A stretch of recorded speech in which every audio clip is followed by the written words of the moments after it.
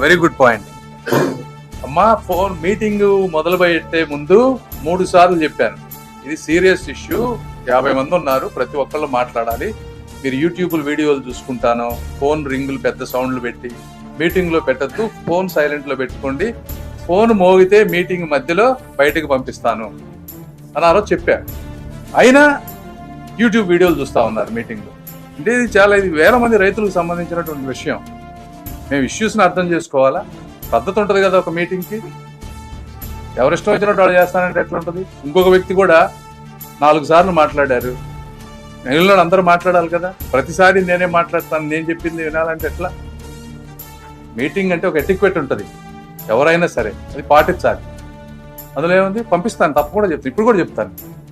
Rules follow అవ్వాలి, ఎవరైనా, నేనైనా మీరైనా. ఇష్టం వచ్చినట్టు చేస్తానంటే కుదరదు కదా.